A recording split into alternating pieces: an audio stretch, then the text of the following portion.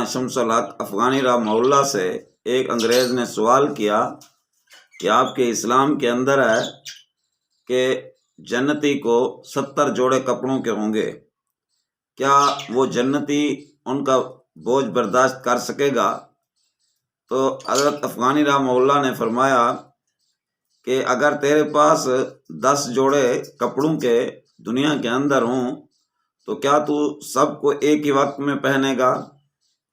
اگر تو 70 کہتا ہے، اگر 70,000 جوڑے بھی جنتی کے ہوں گے تو اس پر اس کا بوجھ نہیں ہوگا۔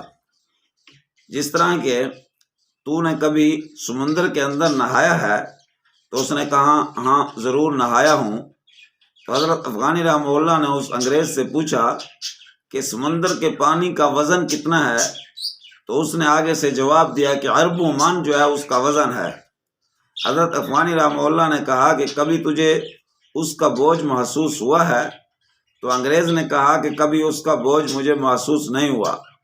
تو حضرت افغانی رحمہ اللہ نے فرمایا کہ جس طرح دنیا کے اندر تمہیں اس پانی کا بوجھ محسوس نہیں ہوا، اسی طریقے سے جنت کے اندر جنتی کو اپنے کپڑوں کا بوجھ بھی محسوس نہیں ہوگا۔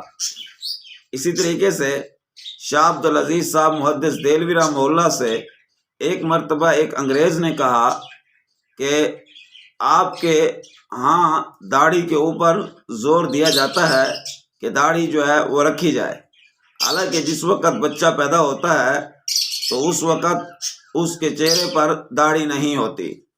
تو حضرت شاہ عبدالعزیز صاحب محدث دہلوی رحمہ اللہ نے اس کو جواب دیا، فرمایا کہ کیا جس وقت بچہ پیدا ہوتا ہے تو پھر اس کے دانت بھی ہوتے ہیں یا نہیں ہوتے؟